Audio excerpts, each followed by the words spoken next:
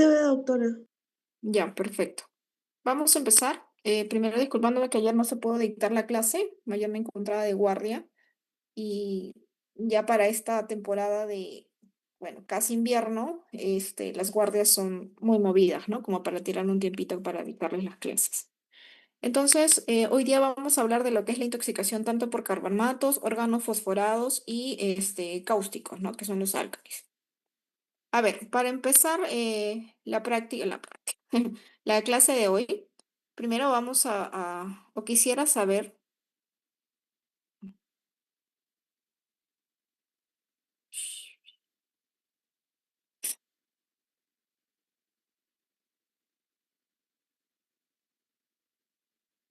¿cómo tendría con-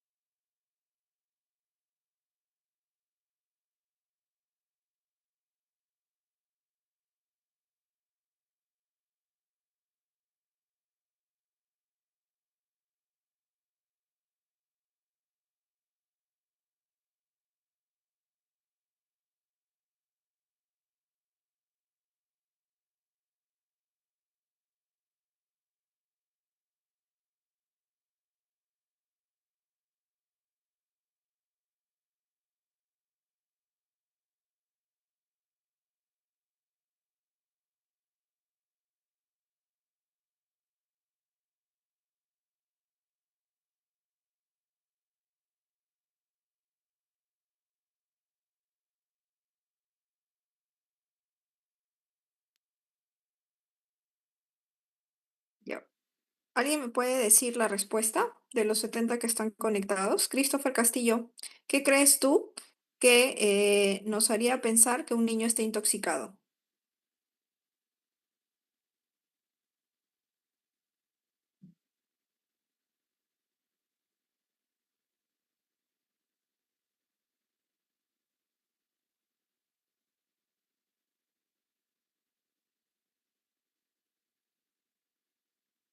¿O alguien quiere responder esa pregunta?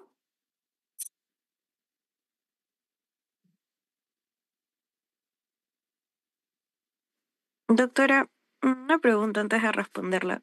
¿Se refiere a los síntomas y signos o se refiere a Claro, datos ¿cuándo en puedes general de la historia sospechar? clínica? Claro. Claro, un signo. ¿Qué puedes sospechar tú en cuanto a la historia que viene la mamá y lo trae el niño?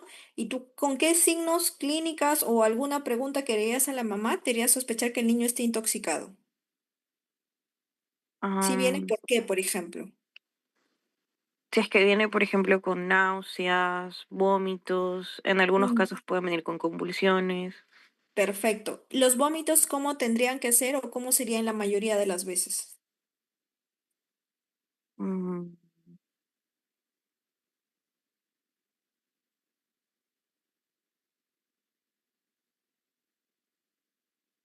Con Podríamos hematemesis, sospechar. doctora. ¿Cómo? Con hematemesis, con sangrado, quemaduras Claro. Por ejemplo, en la mucosa.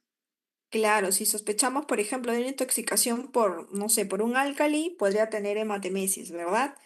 La característica de los vómitos en los niños con intoxicación son que se caracterizan por ser vómitos incoercibles. El niño no deja de vomitar. ¿Qué más? Aparte de los vómitos, las convulsiones, que también podrían ser dadas las convulsiones por algún tipo de intoxicación. ¿Qué otros, qué otros datos o qué otra clínica podríamos encontrar en un niño intoxicado?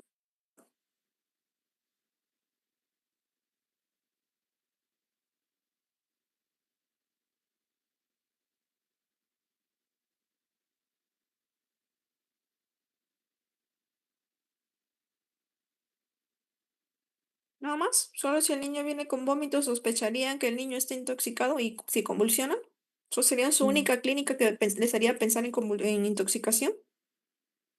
También, doctora, dependiendo del olor en el aliento, ¿no? Si es que ha Ya, sí, consumido hidrocarburos o algún ya, tipo de tóxico. muy bien. ¿Qué otra cosa más podría ser? Está la cialorrea, doctora. Diarrea, muy bien. Y también, como le dije, las lesiones en la mucosa oral o También signos las lesiones. respiratorios. Exacto, muy bien. Entonces, hay ciertas características en las cuales nosotros podemos sospechar que el niño está intoxicado, ya sea por órgano fosforado, carbamato, un cáustico, ¿verdad? También, también podemos encontrar depresión respiratoria en esos niños, ¿ya? Podemos encontrar depresión respiratoria. Este... Ay, y obviamente también es importante preguntarnos que cómo ha estado su niño días antes, ¿no? Si es si es lo que le está pasando, si es algo agudo, o la mamá te dice, no, ya hace 3 días está con fiebre, hace 3 días está con disposiciones líquidas, ¿no? Y por ejemplo lo trae por vómitos, o hace 3 días ya estaba malito. Entonces, eso también hay que preguntarle a la mamá, ¿no? Para saber si es algo agudo o que si ya viene ya con días de enfermedad, ¿no? Para ver si es algo brusco o no.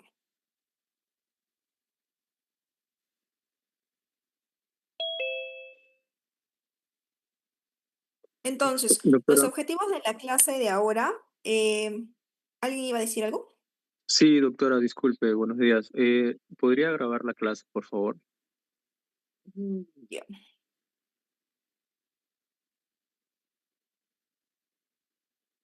déjame ver cómo se graba ya. Nunca grabo.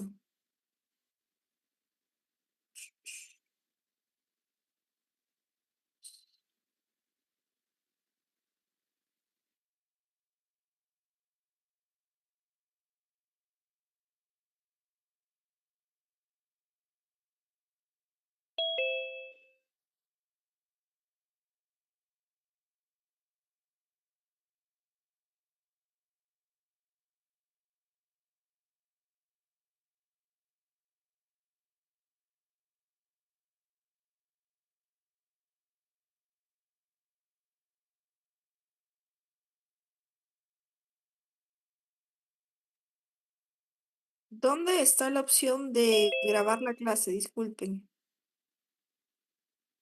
Sí, doctora, está en la barra de herramientas de Zoom, donde activa el micro y prende la cámara.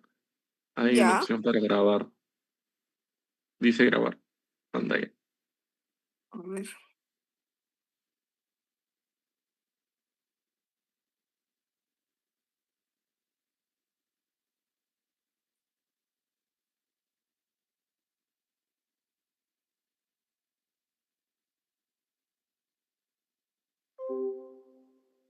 Recording in progress.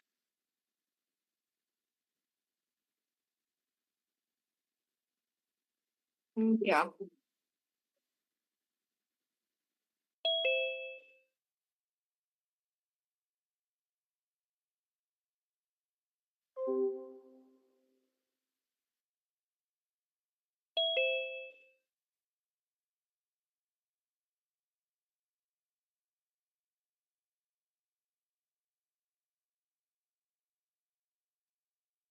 Ya, creo que ya se está grabando.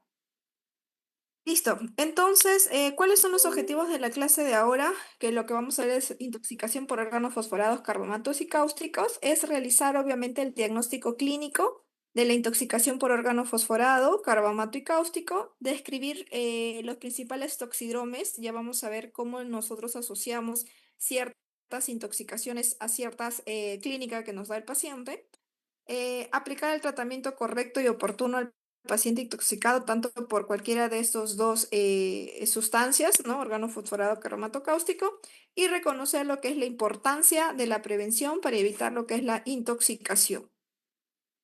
Obviamente en la población pediátrica, ¿no?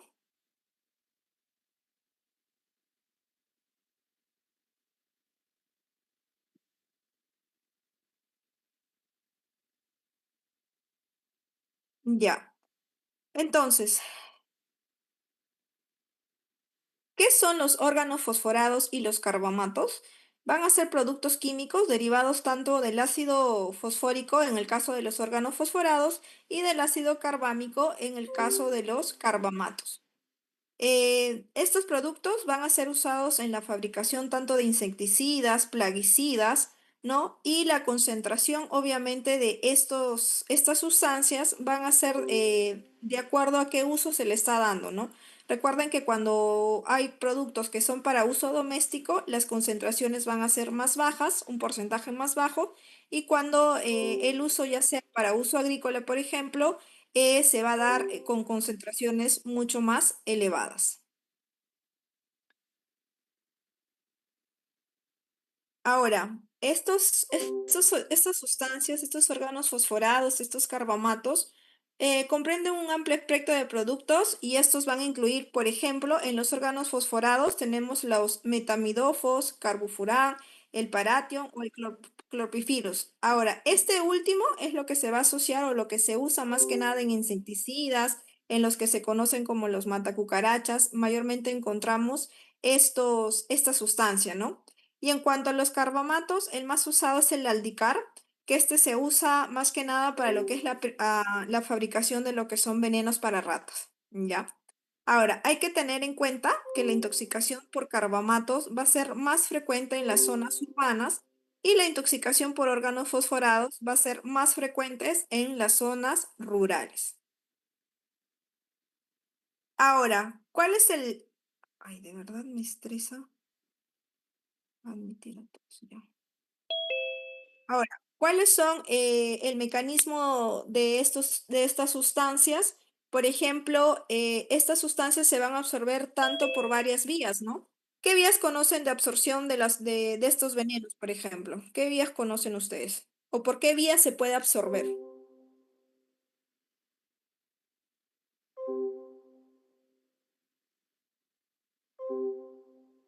¿Por qué vías se pueden absorber? No solamente es la vía digestiva, ¿no? La vía digestiva obviamente puede ser la más frecuente. ¿Qué otras vías se pueden absorber estas sustancias? Por vía respiratoria. Ya, la vía respiratoria viene a ser por vía inhalatoria. ¿Qué más?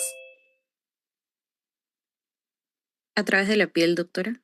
Perfecto, ¿no? Una absorción transdérmica que también se puede absorber por ahí. ¿Qué otras vías pueden conocer?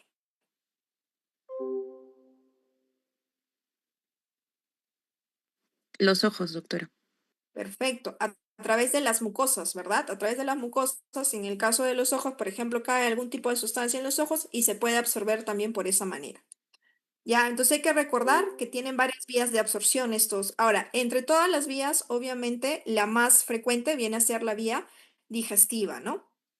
También hay que recordar que estas sustancias son muy liposolubles. ¿Y qué pasa? Que sean muy liposolubles hacen que tengan una elevada concentración o una elevada distribución en los tejidos. Estas sustancias tienen un metabolismo hepático y tienen una excreción tanto urinaria como a través de las heces.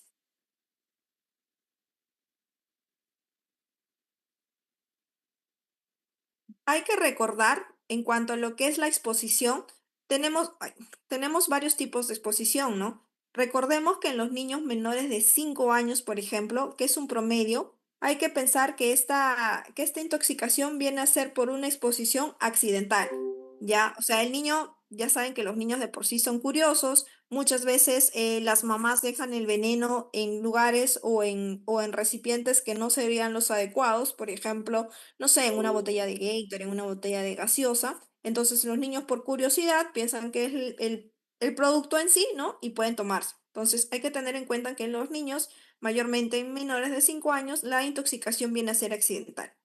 En el caso ya, por ejemplo, de los adolescentes o en los adultos, ya la exposición o la contaminación que puedan tener es de manera intencional.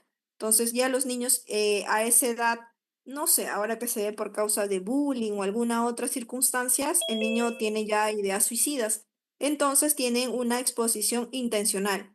Y a diferencia de la accidental, hay que pensar que en la intoxicación o en la exposición intencional, el producto o la cantidad que puedan tomar los niños es mayor a la de una causa accidental. Eso siempre hay que tenerlo en cuenta, ¿ya?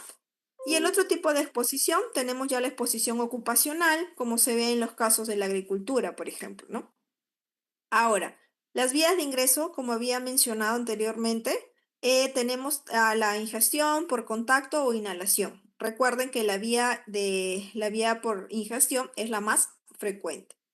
Y en cuanto a los factores de riesgo, obviamente la depresión en los casos de adolescentes, ¿no? Y en la parte ocupacional, tanto los agricultores o como los fabricantes. Ahora, ¿cuál es el mecanismo de acción en sí de la intoxicación por órganos fosforados y carbamatos? Recordemos que el principal mecanismo de acción de ambos, o sea, tanto de los órganos fosforados o como los carbamatos, van a producir lo que es la inhibición. Voy a poner puntero. A ver si se puede.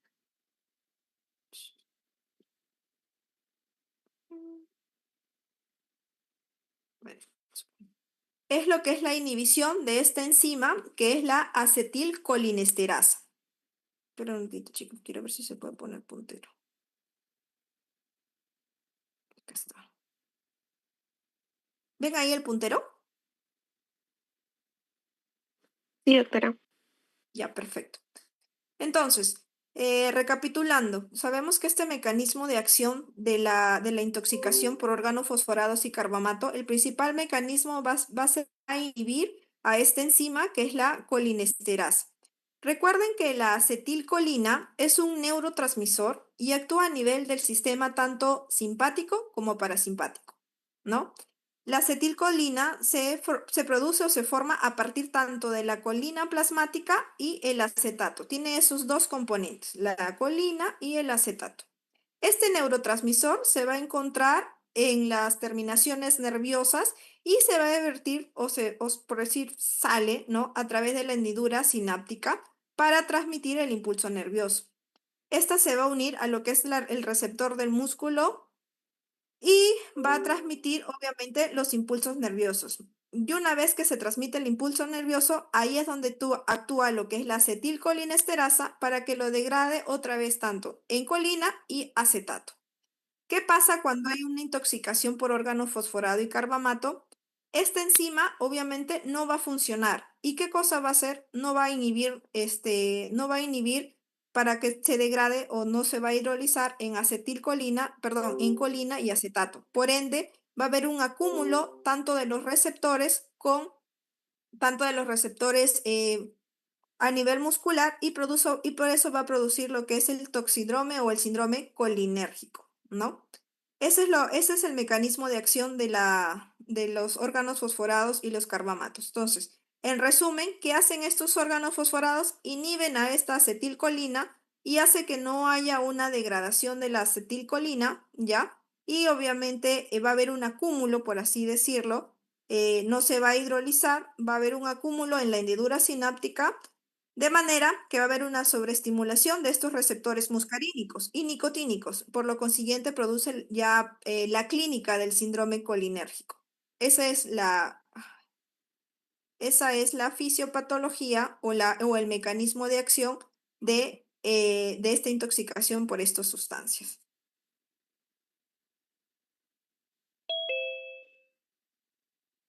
Ahora, los carbamatos se van a caracterizar, este es un cuadro comparativo tanto de los carbamatos como los órganos fosforados. Los carbamatos se van a caracterizar porque son los que producen menos daños porque estos no atraviesan lo que es la barrera hematoencefálica y obviamente porque no atraviesan tienen pocos efectos en el sistema nervioso central. Hay que recordar que los carbamatos tienen una inhibición reversible con la colinesterasa en comparación de los órganos fosforados que inclusive pueden regenerarse a los 3 meses. Podemos encontrar síntomas hasta los 3 meses que la enzima recién se regenera. En los carbamatos, el cuadro clínico es un poco más benigno, obviamente tiene una duración más corta en comparación de los órganos fosforados, que el cuadro clínico es más severo, más prolongado, inclusive tienen primeros síntomas se pueden ver a los 5 minutos de la ingestión, inclusive hasta las 24 horas, dependiendo tanto de la cantidad que ha tomado, del tipo que han tomado y la vía de entrada del tóxico. En los carbamatos predominan mayormente los síntomas muscarínicos y en los órganos fosforados los síntomas pueden ser tanto muscarínicos como efectos nicotínicos. Como ya mencioné, como no atraviesan la barrera hematoencefálica, tiene muy pocos síntomas en cuanto a lo que es el sistema nervioso central. En cambio, los órganos fosforados sí atraviesan la barrera hematoencefálica y por ende tiene clínica en el sistema nervioso central, como por ejemplo cefaleas, fatigas, ansiedad, confusión, convulsiones, inclusive llegar a la depresión respiratoria y al coma. Recuerden que en los carbamatos o la intoxicación por carbamatos, los valores de la colinesterasa en suero retornan a su estado normal a las 24-48 horas. Es por eso que tiene síntomas menos severos y en comparación, como les había mencionado, del órgano fosforado, mayormente se regenera en los 3 meses. Ahora, ¿cuáles son la clínica que puede presentar o lo que se dice en los efectos tanto muscarínicos como nicotínicos y qué efectos puede tener en el sistema nervioso central?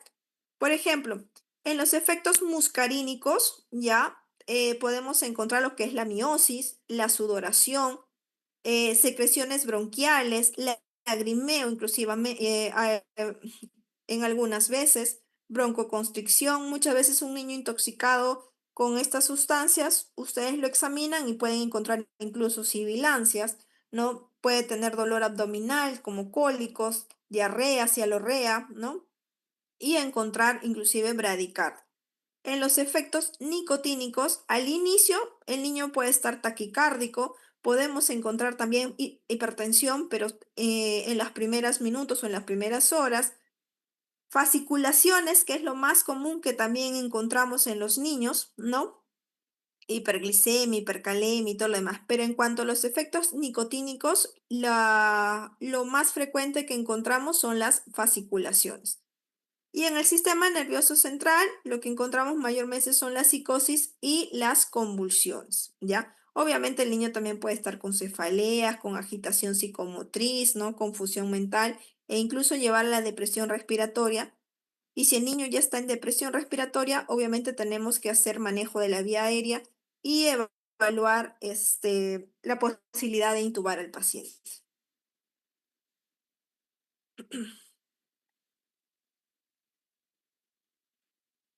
Listo. Ahora, ¿cuál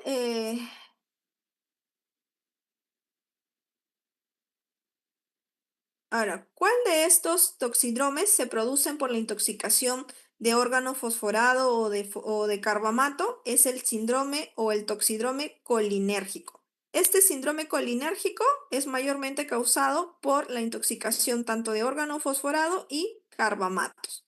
¿Ya? ¿Por qué? Porque hay acetilcolina en los receptores.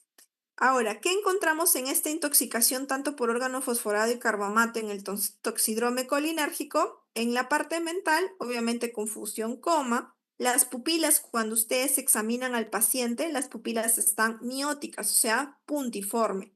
En los signos podemos encontrar bradicardia, ya puede ser hipertensión en las primeras horas o hipotensión, taquipnea o bradipnea.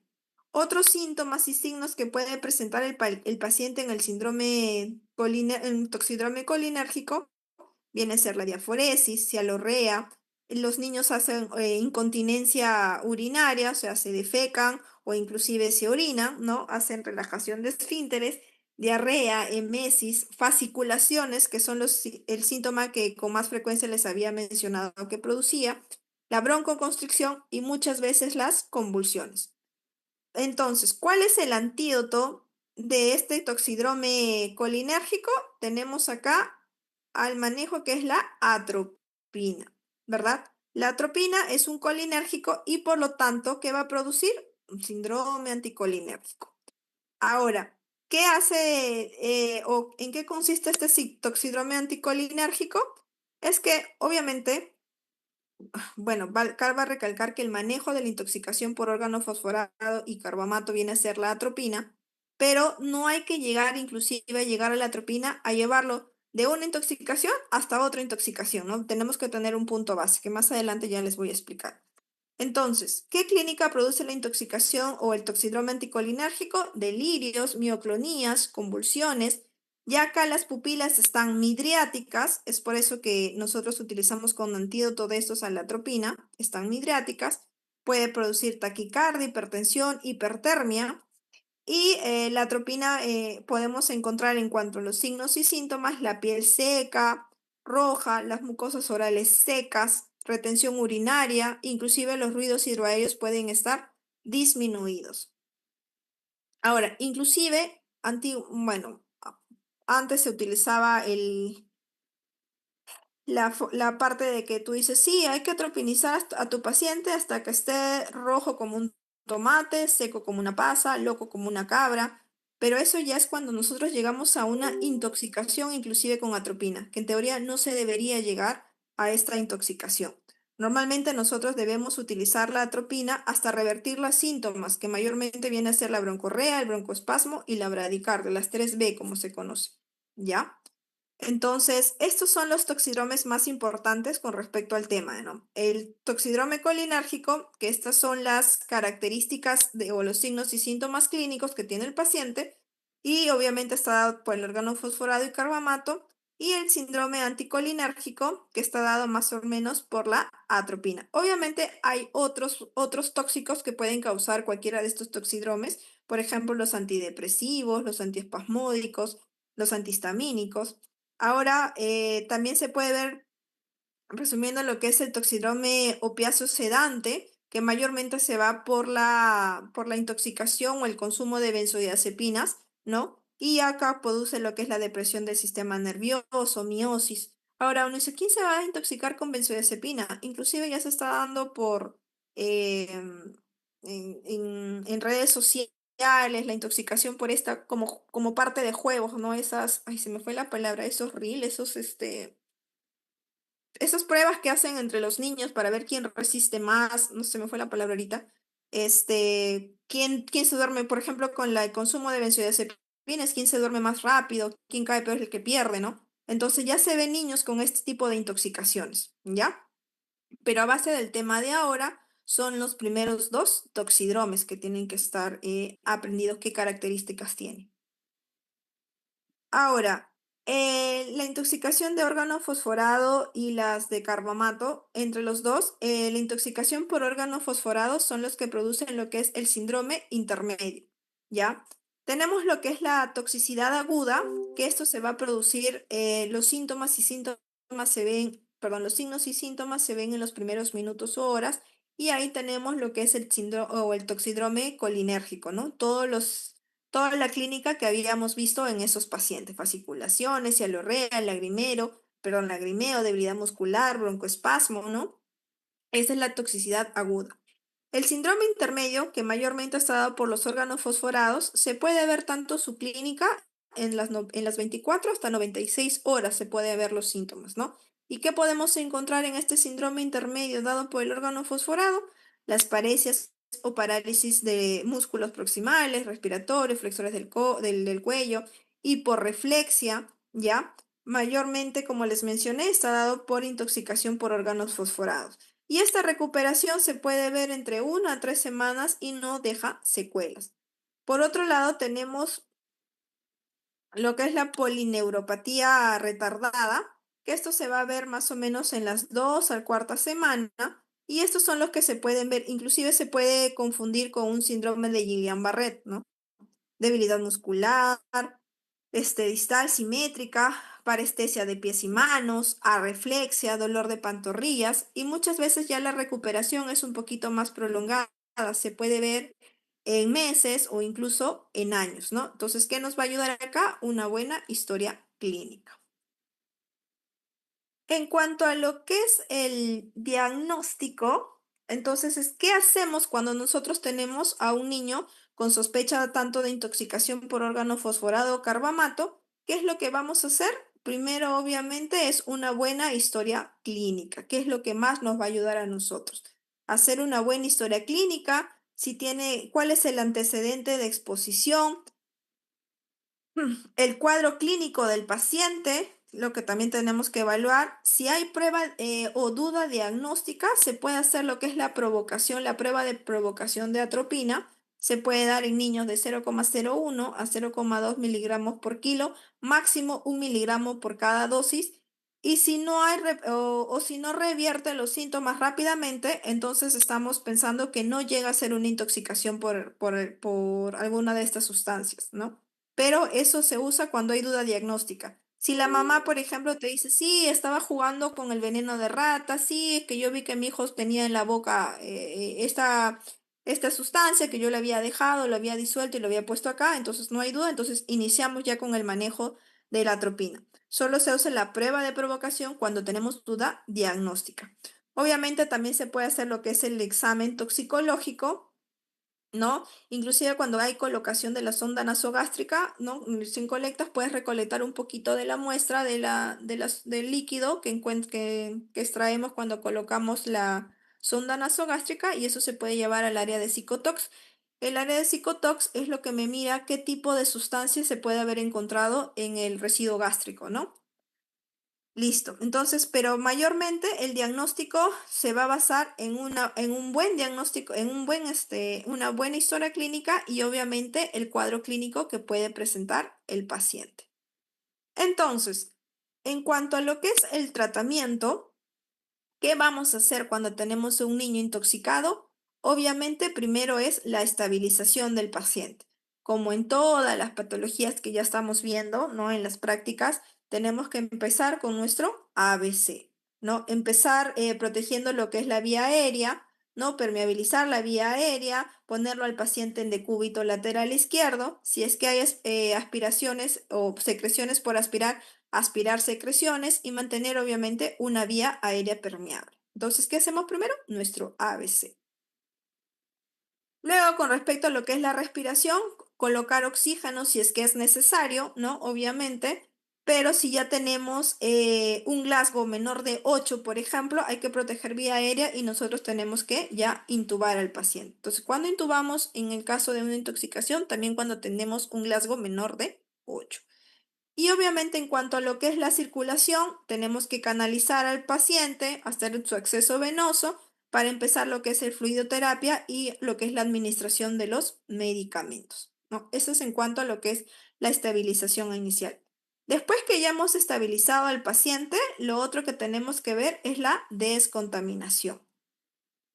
La descontaminación dérmica que puede tener también el paciente es obviamente sacar o remover toda la ropa contaminada y bañarlo al paciente. Ojo que la persona que también atiende al niño, en este caso, ¿no? Que estamos en pediatría, al niño contaminado, también tiene que tener ciertas vestimentas oportunas para que no haga un contagio cruzado, ¿ya? Entonces, obviamente se tiene que despojar de ropa a estos niños que están con una contaminación. Y la otra medida de contaminación es la gastrointestinal. En cuanto a lo que es la descontaminación gastrointestinal, el que mejor se debería usar, o mejor dicho, la mejor manera de descontaminizar es usando lo que es el carbón activado. 1 gramo por kilo, máximo 50 gramos. Y en caso no se tuviera el carbón activado, se tendría que hacer lo que es el lavado gástrico.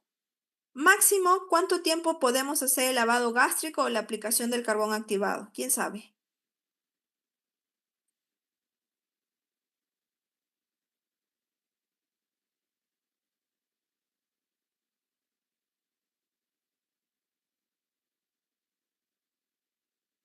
¿Hasta cuántas horas puedo yo hacer un lavado gástrico? Post ingesta, obviamente, de la sustancia, ¿no?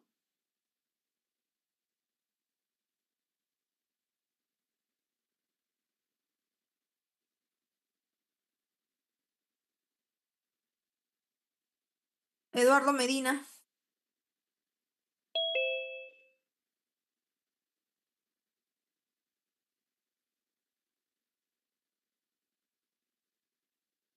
Doctora, Dime, Gaby, ¿o quién está hablando?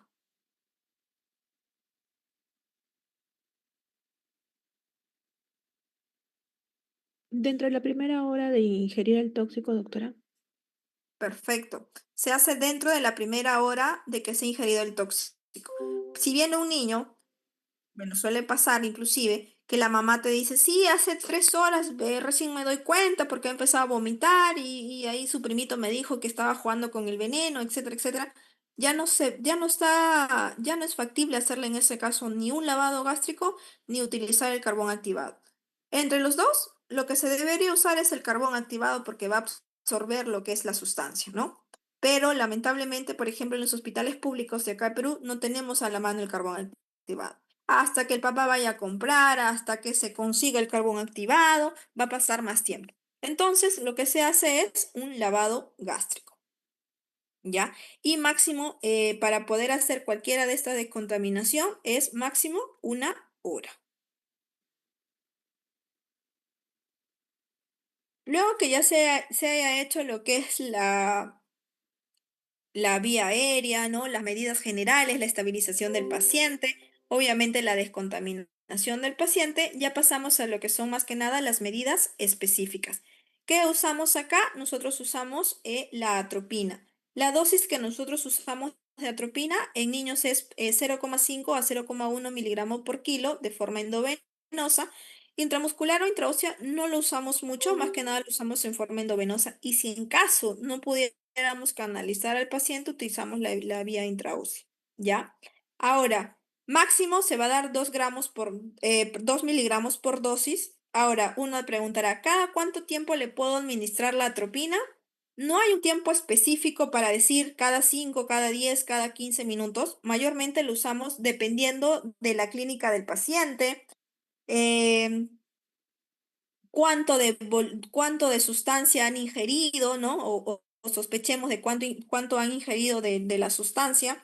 Entonces, mayormente podemos empezar que la administración se va a dar cada 5 o cada 10 minutos. Como les menciono, no hay límite de tiempo en cuanto a la administración, ¿no? Se va a usar la atropina cuando ya nosotros tenemos que eliminar, como mencioné, las 3B, la broncorrea, el broncoespasmo y la bradicardia. Hasta ese punto debemos llegar con la administración de atropina. No llegar a una intoxicación por atropina, como les había mencionado que antes inclusive intoxicábamos a los niños con un poquito más de atropina para revertir los otros síntomas, pero sí se llega a por lo menos eliminar esos 3B como le he dicho. Entonces no hay un tiempo límite o hay un tiempo específico, un tiempo máximo, va a depender, como les menciono, de la cantidad del tóxico que se ha ingerido y de la gravedad de los síntomas. Lo otro que también utilizamos es la pralidoxima, que mayormente esta va a contrastar lo que son los efectos nicotínicos. Se usa más que nada en intoxicación por órganos fosforados. No se usa mucho en lo que es la intoxicación por carbamatos. Entonces, ¿qué hace la pralidoxina? Va a revertir los efectos nicotínicos y muscarínicos. La dosis es 25 miligramos por kilo de forma endovenosa y se diluye y se pasa más o menos en unos 30 minutos. Lo otro que podemos usar obviamente es el diazepam. Si nosotros tenemos un niño con convulsiones, no utilizamos el diazepam para la intoxicación por órgano fosforado carbamato, sino por los tratamientos de las convulsiones que ha producido la intoxicación por estas sustancias. Ya saben que la dosis de 0,1, 0,2 o 0,3 miligramos por kilo para el manejo de las convulsiones. Otro que también podemos utilizar es la vitamina K, que mayormente se ve en la intoxicación de venenos para ratas. La mayoría de estos venenos para ratas tienen componentes cumarínicos que hacen que haya una alteración de lo que es el perfil de coagulación, ¿no? Alarga lo que es el tiempo de protrombina, tiene un INR un poco más prolongado estos niños. Entonces, si se sospecha de una intoxicación por carbamatos o que te diga la mamá que ha tomado, que ha ingerido veneno para ratas y que tiene este componente cumarínico, colocación de la vitamina K. El bromuro de hipatropio mayormente se usa más que nada para el tratamiento del broncoespasmo, ¿no? Ya saben que es un anticolinérgico y hace que seque las secreciones. Entonces, ese es el manejo más o menos de la intoxicación tanto por órgano fosforado y carbamato, ¿ya? Muy bien. Ahora, para hacer un recordaris de lo que hemos visto ahorita, tenemos un caso clínico.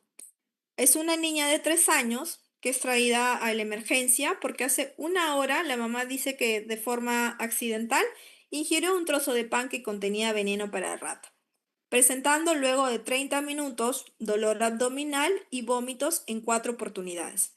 Al examen físico, ustedes encuentran una frecuencia respiratoria de 40, una cardíaca de 80, está febril con 36, saturando 90% y la niña me está pesando 14 kilos.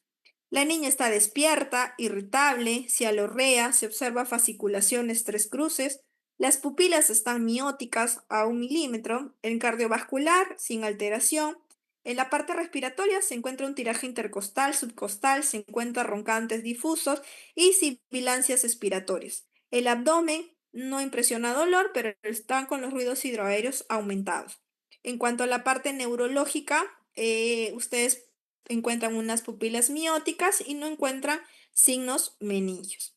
Ustedes dicen, es una intoxicación, tiene un síndrome colinérgico y lo más probable, si me dice que es veneno para ratas, sea una intoxicación por carbamatos. ¿Qué harían con su paciente?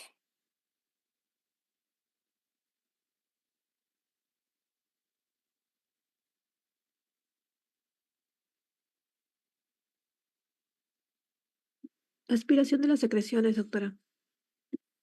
Ya, harías tú primero tu manejo inicial, ¿verdad? Aspirar secreciones. ¿Qué más? ¿Qué más harían con su paciente? ¿Quién me puede decir? Están ustedes en su serum, tienen un año más para que hagan el internado, acaban, van a estar en su serum solitos en la punta de la nada. Lamentablemente tampoco tienen línea para llamar al residente que les ayudó o al asistente que les cayó súper bien en el área de pediatría. No tienen a nadie y tienen a esa niña que la mamá las trae. ¿Qué hacen con su paciente? Aspiran secreciones. ¿Qué más?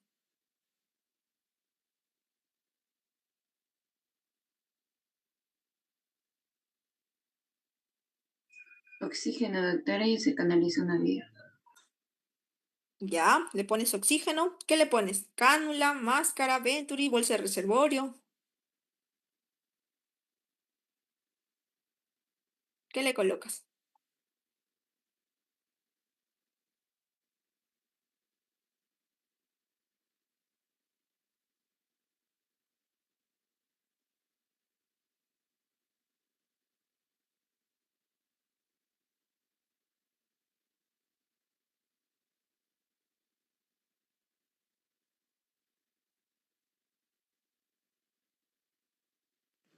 Puede ser máscara con reservorio, cánula.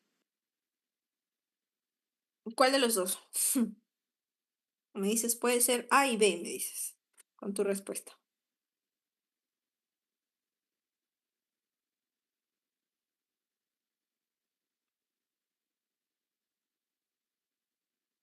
Irving, segura. ¿Qué hacen con su paciente? Doctora, también podría considerarse un lavado gástrico, ya que está dentro de la primera hora. Ya haces un lavado gástrico. Obviamente ya le canalizaste, le pusiste oxígeno. Con respecto al oxígeno, nunca vayan de más a menos, siempre vayan de menos a más. Entonces, por lo menos colocación de una cánula binasal a 2, 3 litros, ¿no? Depende cómo aumenta la saturación. Ya lo canalizas a tu paciente y Irving menciona colocarle una sonda nasogástrica para hacer su lavado gástrico.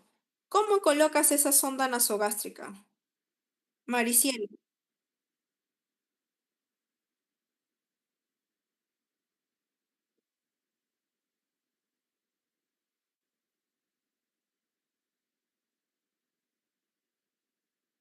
¿alguien sabe cómo se coloca la sonda nasogástrica?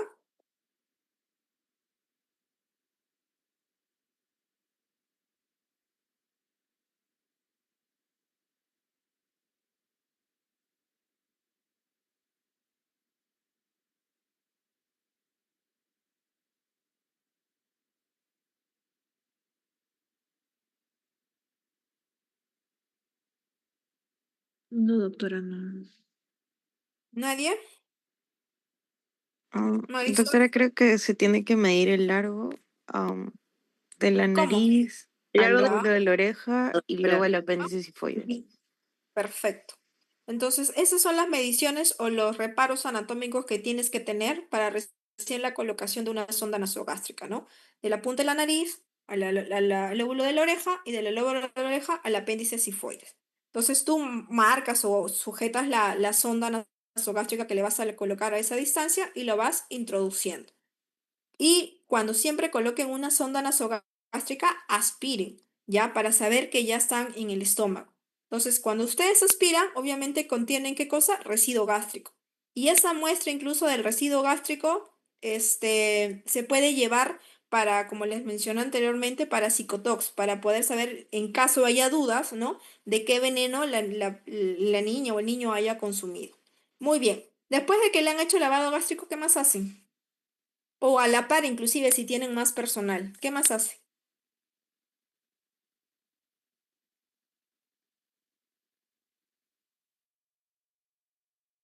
¿Se le puede administrar atropina por el síndrome colinérgico, doctora? Ya, Nicole es la única que está en clase.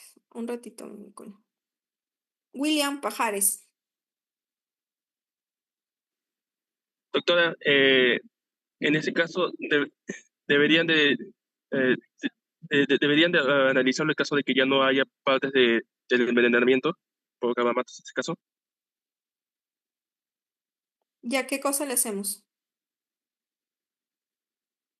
Un monitoreo, doctora, para que no, eh, para visualizar que no haya restos bueno, de carbamato que el niño ha ingerido, que no tenga Ya. ahí el olor. Ojo que no solo con el lavado gástrico, ya estás con el manejo de un intoxicado. El lavado gástrico, ustedes solo que hacen, descontaminan el paciente. Ya, pero acá lo que necesitamos, ¿qué cosa es? Tratamiento. Susana Fernández, ¿qué más hacemos?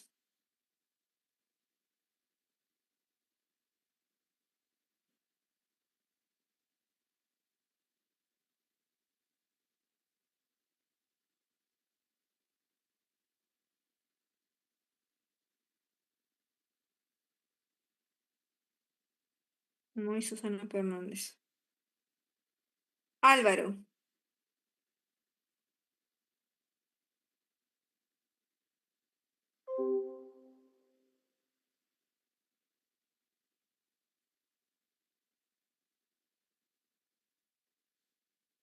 Nicole nomás creo que está en la clase. ¿Alguien quiere decir? Doctora, en este caso, ¿el carbón activado ayudaría al paciente?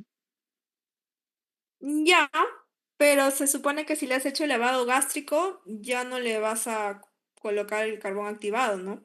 Si es que ya le has hecho el lavado, ya no sería necesario porque ya no va a absorber nada. Si tienes a la mano el carbón activado, obviamente lo ideal es el carbón activado, ¿no? Antes que el lavado gástrico. Pero suponiendo que estás en la punta de la nada en tu serum y mucho menos vas a encontrar un carbón activado ahí, te tiene que realizar el lavado gástrico si es que está dentro de la primera hora. ¿Qué más harías?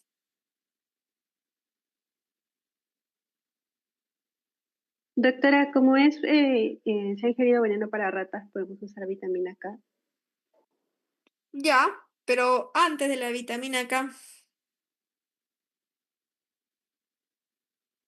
¿La lo atropina? dijo Nicole, atropina, ¿verdad? ¿Y cuánto usaríamos sabiendo que el paciente está con 14 kilos?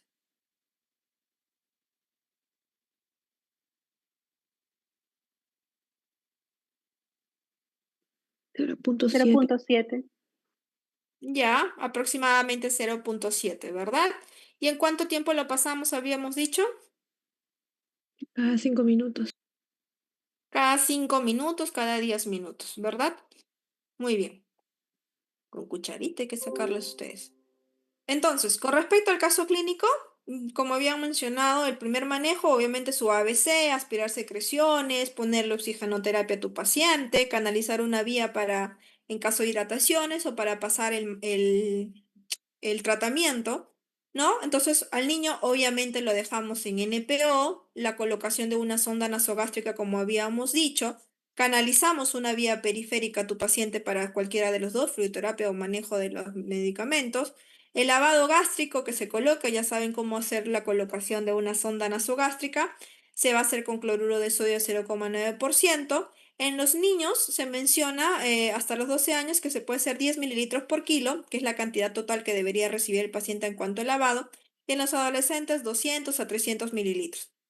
Recuerden que cuando ustedes han visto alguna vez un lavado gástrico o han tenido la oportunidad de ver lavado gástrico, van a ver que le colocan la sonda, mayormente eso lo hace la enfermera con la técnica, pero en caso no tengan, ustedes mismos tienen que hacerlo. Y tienen una jeringa más o menos de 50 cc, que se llama la septogeringa, que tiene en la cabeza de la jeringa como un bombín. Entonces tú todo el líquido que ingresas al paciente, supongamos que ingresas todos los 50 mililitros por la sonda, y cuando tú aspiras, tienes que aspirar los 50 mililitros. Entonces, todo lo que ustedes ingresan es lo que ustedes sacan y se hace más o menos hasta que ustedes vean que el contenido gástrico ya esté más claro, no haya residuos. Hasta ese punto le pueden hacer lo que es el lavado gástrico. En cuanto al carbón activado, en caso tuvieran a la mano el carbón activado, ya saben que es a 1 gramo por kilo. La niña pesaba 14, se puede dar 14 gramos, diluido en 4 partes de agua y se puede dar tanto por vía oral o por sonda nasogástrica. En los niños, como la coloración del carbón activado es negro y no tiene muy buen aspecto, por así decirlo, mayormente lo colocamos a través de la sonda nasogástrica. Y utilizamos lo que es la atropina a 0,7 miligramos cada 5 minutos y se abre lo que es una hoja de monitoreo. Lo otro que se pone es la vitamina K, como habían mencionado, pero siempre previamente a una toma de muestra de lo que es el perfil de coagulación, para saber con qué valores iniciamos la vitamina K. Entonces, con respecto al caso clínico que hemos visto, entonces de esta niña por intoxicación por carbamatos, ay, se rayó. Este sería el manejo del paciente. En cuanto a lo que es la hoja de monitoreo, siempre cuando van a tropinizar a su paciente, tienen que abrir una hoja de monitoreo. Muy aparte, que nos va a ayudar para ver cómo va avanzando el paciente. Recuerden que a veces una intoxicación o un envenenamiento puede llegar a parte legal. Entonces, estas hojas de monitoreo nos pueden ayudar muchísimo, ¿de acuerdo? Recuerden que muchas veces no solo puede ser accidental, sino que la mamá quiso envenenar a su niño, tantas cosas que se puede ver, ¿no? Como les conté a mi grupo, me pasó en una guardia que vinieron 3 niños intoxicados y obviamente un adulto que era el papá, y la historia era que la mamá había preparado el veneno, en teoría en una jarra, que parecía la jarra de limonada, lo dejó en la mesa, llamó a almorzar a sus hijos y a su esposo, y la señora, oh casualidad, se fue al tercer piso porque dijo que iba a tender la ropa. Llegaron los niños súper intoxicados, el mayorcito inclusive llegó con más síntomas, pero ya inclusive vino la prensa, vino ya la parte legal de policías, porque puede ser un tipo de envenenamiento causal, no se ha provocado, ¿no? Entonces, siempre cuando llegan o hagan la historia clínica, siempre poner en su historia clínica todo lo que ustedes encuentran, todo lo que el familiar le dice, o el cuidador, o la persona que haya traído, ¿no? Es muy diferente que inicie la historia clínica diciendo La madre trae a su niño porque accidentalmente o mientras jugaba, el niñito estaba agarrando el veneno, que lo tenía, no sé, en la parte de arriba, se subió a una silla, a que te diga que, no sé, adolescente extraída por la policía en tal estado, ¿no? Entonces, eso también tiene que ver mucho con la parte legal. Entonces, siempre tienen que tener cuidado cuando haya una intoxicación. Ahora, esta hoja de monitoreo es la que nos sirve a nosotros. Un ratito. Lo que nosotros tenemos que abrir para hacer el conteo o la evolución clínica de tu paciente. ¿Qué consta esta hoja de monitoreo? La hora en que estás iniciando la tropinización, la dosis que le estás colocando a tu paciente, con qué frecuencia cardíaca inicias, tu frecuencia respiratoria, con qué fío está el paciente, cómo está el diámetro de las pupilas, si hay o no fasciculaciones, cómo está la cialorrea y cómo está la piel. Estos parámetros es lo que nosotros utilizamos para hacer cómo va evolucionando tu paciente. Por ejemplo, nosotros iniciamos la tropinización a las 8 de la mañana, suponiendo, ¿no? Le estamos poniendo la primera dosis de atropina, como mencionaron, a 0,7 miligramos. Empezamos con una cardíaca de 80, respiratoria 40, un FIO 36, las pupilas en 1, hay todavía fasciculaciones 3 cruces, cialorrea y la piel pálida.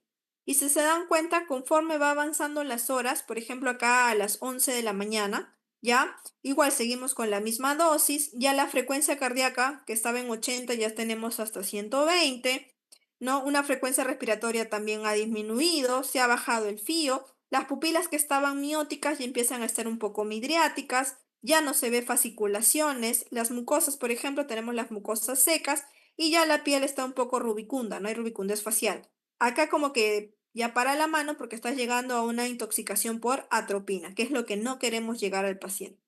Y si se dan cuenta, al inicio se empezaba cada 5 minutos, de acuerdo si es que va bajando los síntomas, se puede ir espaciando inclusive cada 10 minutos, cada 15 minutos, ¿no?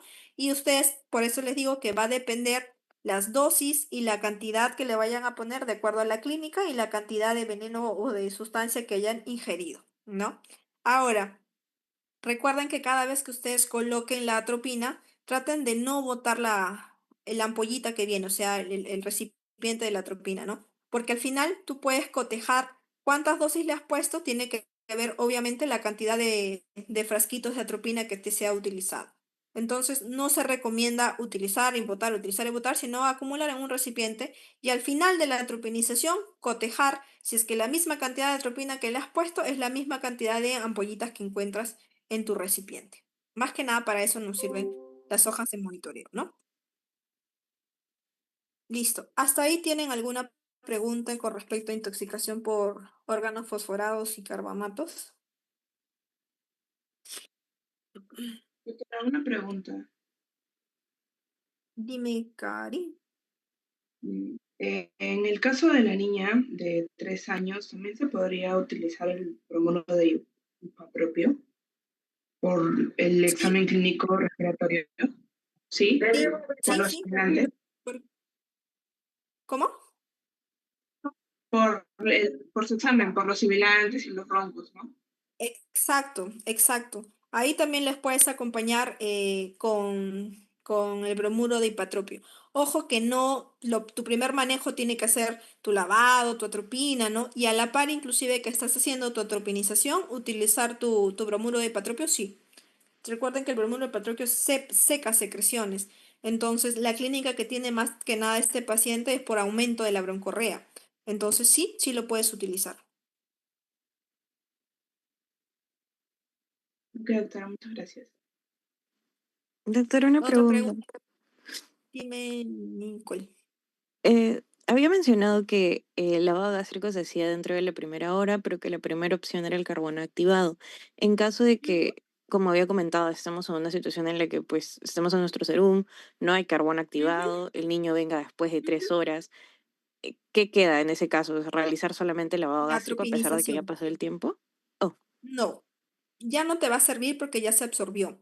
Entonces, lo que te queda ahí es la atropinización.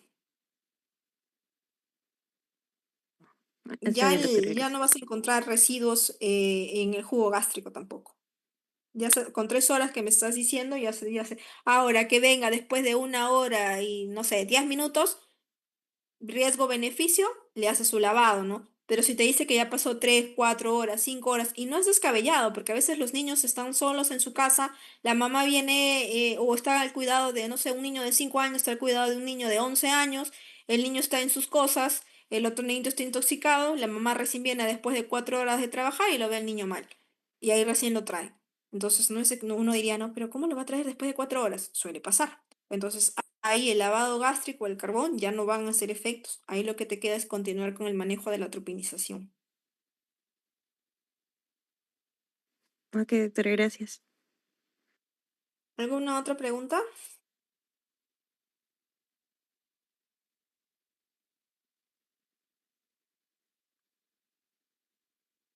Se cierra el tema. 1, 2, 3. Ya, no hay preguntas. Ahora para ya terminar, lo que nos queda es la intoxicación por cáusticos. Recuerden, bueno, en el tema dice álcalis. Recuerden que los álcalis forman parte de los cáusticos. ¿Ya? Los cáusticos pueden ser tanto ácidos o como álcalis. Ya saben que ácidos con un pH menor de 7 y los álcalis con un pH mayor de 7. En cuanto a lo que es la lejía vamos a ver qué es la más frecuente intoxicación o el consumo más frecuente que se ve en los niños es la lejía por la coloración que tiene, que es incoloro. Entonces los niños y la mamá que los ponen también en frascos muy visibles para los niños piensan que es agua y se lo toman.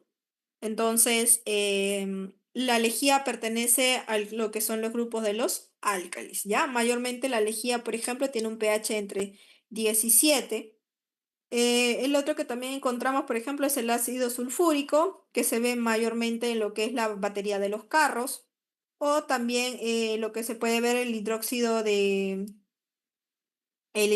sodio, el hidróxido de magnesio, que también se puede ver en lo que es ¿cómo se llama? Como limpiador de las hornillas y todo eso.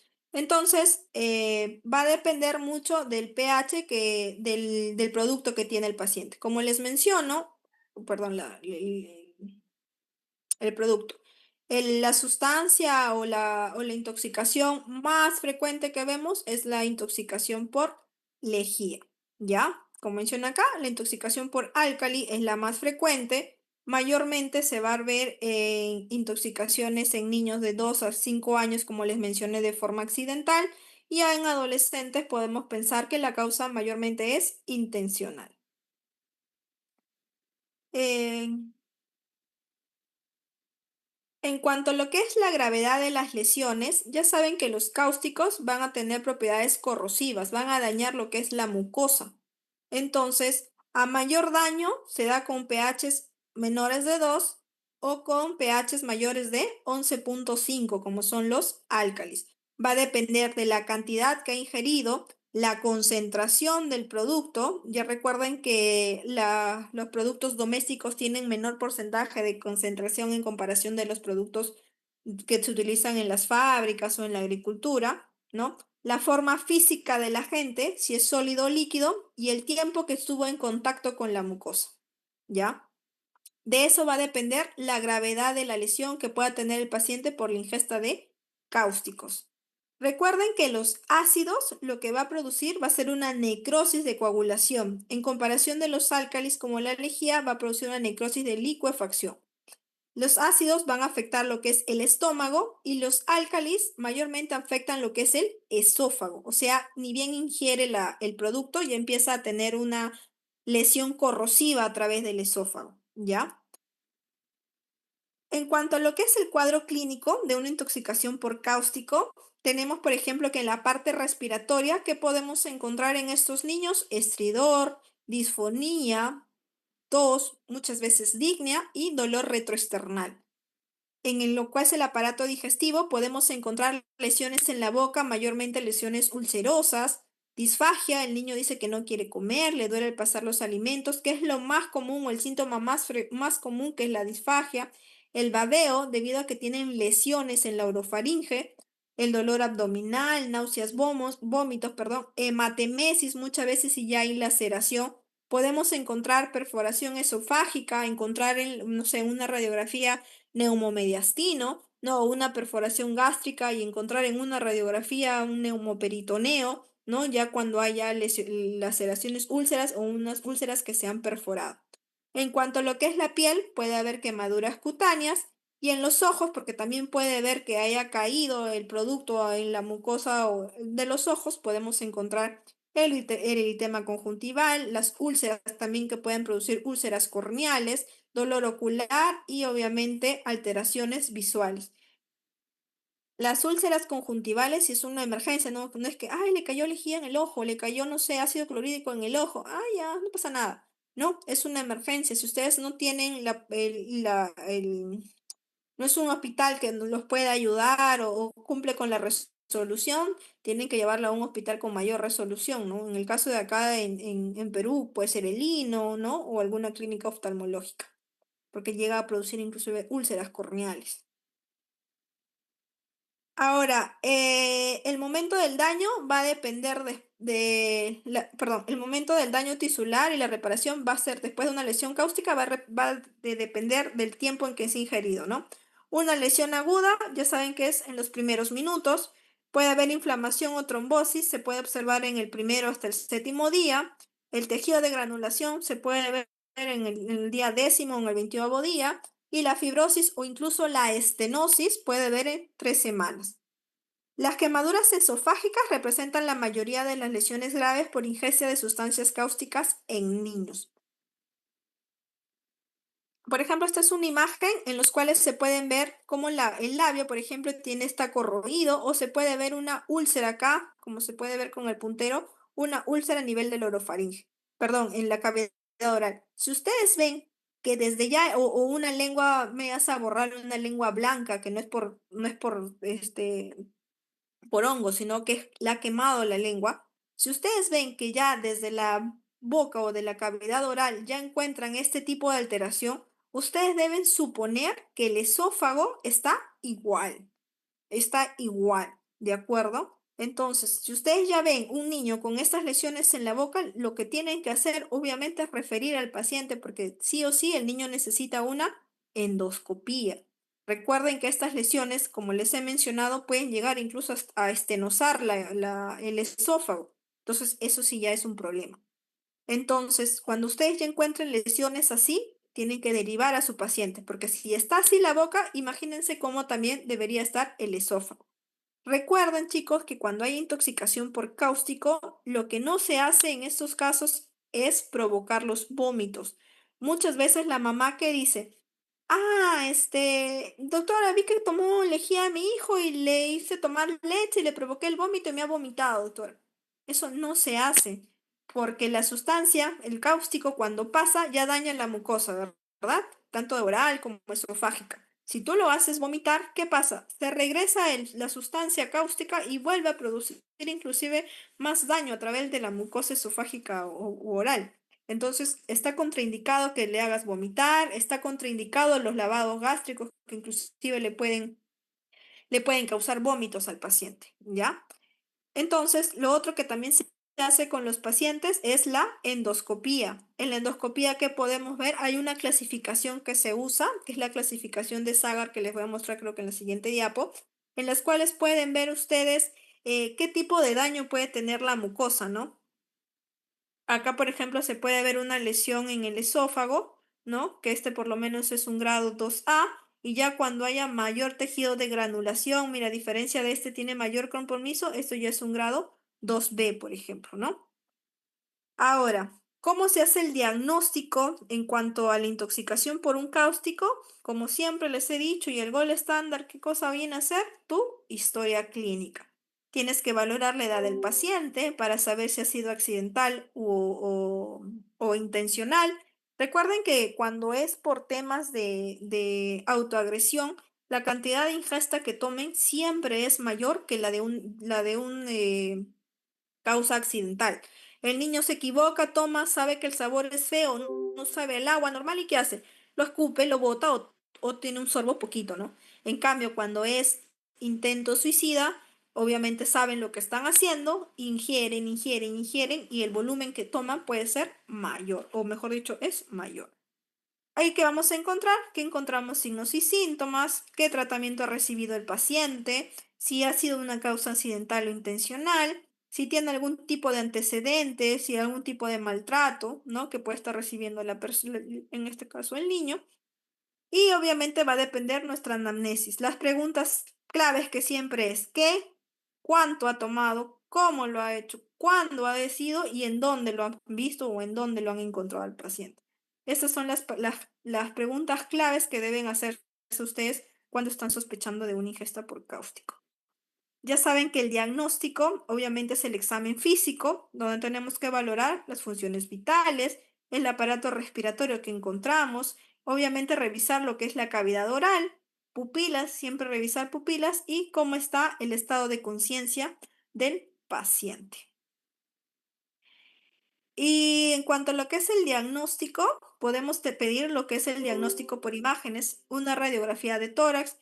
Recuerden que cuando hay ingesta de cáustico, ¿por qué pedimos una radiografía de tórax? ¿Por qué creen? Ya me cansé de hablar. ¿Por qué creen? ¿Por qué pedimos una radiografía de tórax en este caso?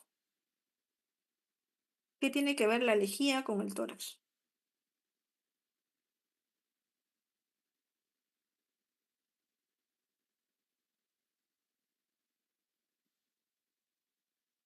Lisette Ochoa. ¿Puede ser porque hay una perforación del esófago, doctora? Ya, podemos encontrar un hemomediastino. ¿Por qué más?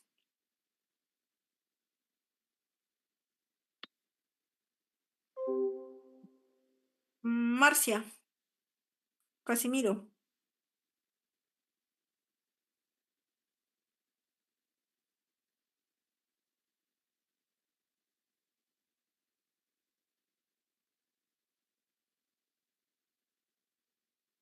No hay Marcia. Raúl Mendoza.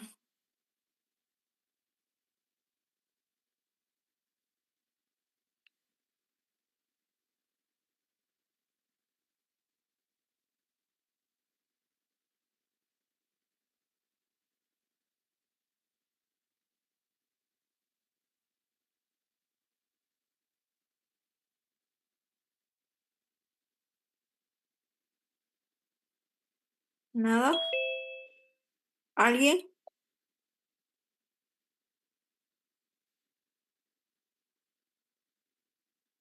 Brigitte Limaco.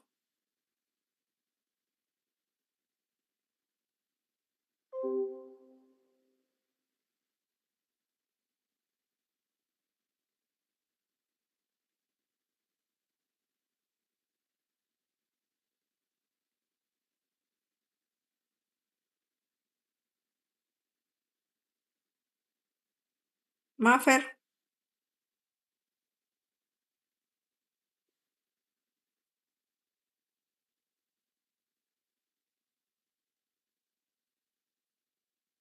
¿Alguien? Doctora, una mediastinitis. Ya, pero aparte. Doctora, una neumonitis química. Perfecto, Nicole. Una neumonitis química. Recuerden que a veces los niños vomitan y se pueden aspirar, entonces se puede producir una neumonitis química. ¿Ya? Ahora, ¿cuándo podemos observar radiológicamente una alteración cuando le solicitas una radiografía de tórax? Por ejemplo, si tú sospechas de intoxicación, ya sabes que es una lejía, has tomado lejía, piensas que puede haber una neumonitis, ¿y en cuánto piensas ver, en cuánto tiempo le llegarías a tomar una radiografía de tórax? ¿Cuándo se puede ver cambios radiológicos? ¿Después de cuánto tiempo?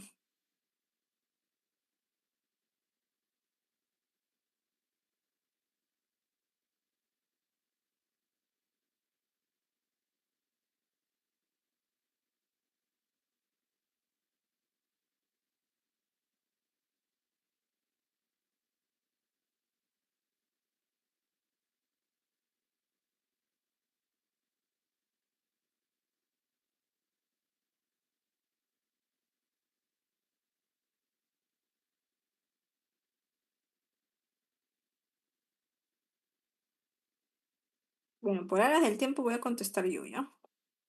No se puede, no es recomendable o no encontraríamos nada si le pedíamos una radiografía de tórax antes de las 6 horas. Mayormente ya se puede ver por ahí algún cambio radiológico después de las 6 horas aproximadamente. También podríamos pedir una radiografía de abdomen para ver si hay perforación gástrica y encontrar neumoperitoneo. La tomografía de tórax y abdomen, obviamente, si es que se necesita. Y el otro que podemos observar es, o pedir, o solicitar, mejor dicho, es una endoscopía, sí o sí. Ahora, ¿cuándo pedimos la endoscopía? ¿A todo niño que se ha ingerido lejía o algún cáustico? No. Pedimos endoscopía mayormente, por ejemplo, viene un niño que la mamá de 3 años dice que ha tomado lejía. El niño entra, obviamente asustado más que nada porque viene como 5 familiares con el niño. ¡Ah, mi niño tomó lejía! Tú lo encuentras al niño, el niño está tranquilo, está saltando ahí, un poco asustado más que nada por los papás. Le examinas la cavidad oral y no encuentras ningún tipo de lesión. Por ahí sí un poquito de sabor a lejía porque se ha puesto o se ha caído un poco en la ropa o en la cavidad oral. Lo dejas en observación, inicias tolerancia oral, lo observas, lo vuelves a examinar y no encuentras ningún tipo de alteración. Entonces, en esos niños estaría de más pedirle una endoscopía, ¿no? Pero si tú tienes a un niño que viene inclusive con distrés respiratorio, encuentras bastantes lesiones ulcerativas en la boca, porque obviamente el cáustico corroe rápidamente, a esos niños sí se debería tomar una endoscopía. ¿Cuándo le tomamos la endoscopía? Obviamente dentro de las primeras 24 horas. No antes de las 6 horas, ni que pasen 4 días para que recién se le haga una endoscopía, por ejemplo, ¿no? Indicaciones cuando obviamente tenemos a niños sintomáticos, cuando niños que han hecho una ingesta intencional, porque ya indirectamente sabemos que ha tomado mayor cantidad de volumen del producto. ¿Para qué nos sirve la endoscopía? Para ver la extensión de la lesión, determinar la severidad, plantear qué tratamiento necesitaría el paciente, eliminar restos de la sustancia del cáustico y obviamente establecer un pronóstico en el paciente. Ahora, en la endoscopía, ¿cuándo está indicado? Obviamente, si es una ingesta sintomática de álcalis, como mencioné, si ha sido una ingesta intencional, si es que ha ingerido ácidos. Puede no ser necesaria si el paciente está sintomático, por ejemplo, como les había mencionado en el ejemplo que les di, y que quede en observación de 4 a 6 horas o que tenga una historia dudosa. La mamá dice, sí, es que estaba alrededor de la lejía, pero señora, ¿usted ha visto que ha tomado? ¿Le ha visto? ¿Ha sugerido? No, creo que no. Entonces, hay dudas en cuanto a la ingesta y la clínica no me dice nada como que se hubiera ingerido, está como que no puede ser necesaria la endoscopía. ¿Cuáles son las contraindicaciones de realizar una endoscopía en estos casos? Que obviamente tenga inestabilidad hemodinámica el paciente, que tenga un distrés respiratorio severo, que haya evidencia de perforación, que haya edema de la glotis, obviamente porque no va a pasar el tubo de endoscopía, que haya un edema severo tanto del orofaringe o que haya necrosis o quemadura de tercer grado en la glotis o en la laringe. ¿Qué clasificación utilizamos? Ya saben que es la clasificación de Zagar, en las cuales nos puede mencionar del grado 0 que no haya tipo la mucosa, todo esté normal, hasta el grado 4 que ya podemos encontrar perforaciones, ¿no? Cuando ya encontramos perforaciones, a menudo el pronóstico viene a ser mortal. Entonces va a depender del grado que se encuentre en la endoscopía para ver el pronóstico del paciente. Ustedes ya saben que a partir del 2A o del 2B, en cuanto a la clasificación que ya podemos encontrar úlceras, ya puede haber alto riesgo del que el paciente se pueda estenosar, ¿verdad? Que el esófago pueda producir estenosis. Ahora, las complicaciones, como les había mencionado, puede ser una estenosis esofágica, como se ve acá, le ponen contraste y ven acá que ya no pasa en lo que es el contraste, ¿no? Se ha estenosado. Podemos encontrar cuando hay estenosis síntomas de obstrucción, mayormente a las 3 semanas, inclusive hasta los 2 meses después de la ingesta. Puede haber una estenosis pilórica. Inclusive puede haber alteración de la celularidad en este caso del esófago, y puede haber carcinoma ya a los 16, incluso hasta los 42 años post ingesta del cáustico, ¿no? Pero no es muy común, se ve más o menos en un 2 a un 8% de pacientes, ¿ya? Entonces estas serían las complicaciones. ¿Cuál sería el tratamiento para la intoxicación por cáusticos? Obviamente poner al paciente, obviamente si el paciente está sintomático, ¿no? Poner al paciente en NPO, no se hace que el niño vomite, no se hace lavado gástrico, no se usa agentes neutralizantes, No se da antibióticos solo si es que piensan que hay algún tipo de infección.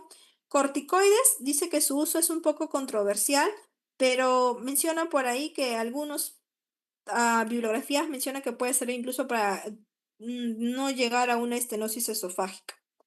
Cuando está indicado, como les mencioné, o puede estar indicado los corticoides, cuando tenemos, según la endoscopía, tenemos un grado 2B cuando hay úlceras y se puede utilizar la metilprednisolona.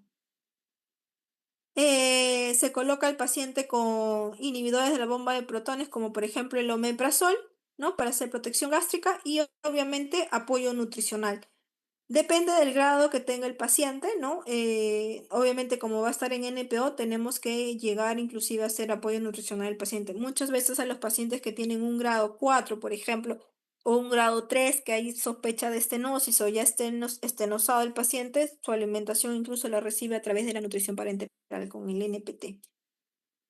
Y obviamente, ¿cuál sería la prevención para cualquiera de estas dos intoxicaciones que hemos visto por órgano fosforado, carbomato o cáustico? Obviamente, almacenar en lugares seguros los tóxicos que no estén al alcance, obviamente, de los niños. Ya saben que los niños son bien curiosos, ¿no? O que tengan productos de alto riesgo en el hogar o deben estar o bien escondidos o en una altura que el niño no puede ni siquiera sacar con la escoba, porque muchas veces he visto que el niño con la escobita lo empujan con un palito, son bien terribles. Obviamente utilizar envases seguros, no que sea lejía y lo va a poner en una jarra que los niños siempre lo relacionan con que la mamá ahí prepara limonada, por ejemplo. Y obviamente educación tanto a los padres, a los cuidadores del entorno del niño. Y obviamente lo más importante es mantener fuera del alcance de los niños todo producto de riesgo con toxicidad, ¿no? Listo. ¿Tienen alguna pregunta? Doctora, una pregunta. En el caso de los ácidos, como por ejemplo el ácido muriático, menciona que afecta al estómago. Es decir, que afecta mayormente el estómago y nada más, o también va a hacer algunas modificaciones en la boca o en el esófago. No, también produce mayores, sino que se absorbe mayor en la mucosa gástrica, pero como lo ingieres, pasa por todo el conducto donde lo has ingerido, quiere decir la mucosa oral, el esófago, ¿no? Y obviamente produce más daño gástrico, pero que produzca lesiones en todo el pasaje que ha tenido el producto, sí, también produce. Ok, muchas gracias.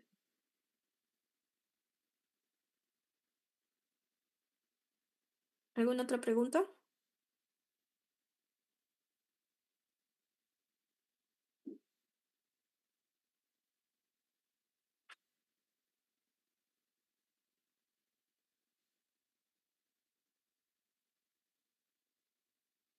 Listo, entonces damos por terminada la práctica, digo, la clase de hoy. Gracias. Muchas gracias, doctora. Mm.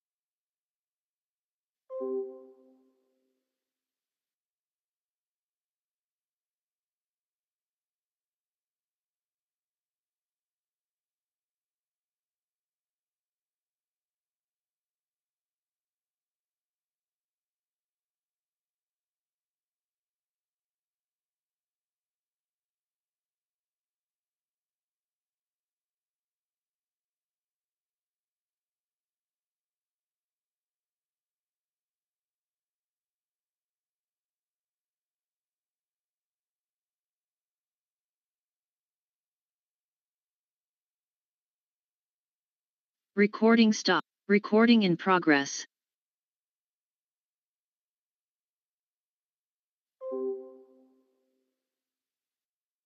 Recording stopped.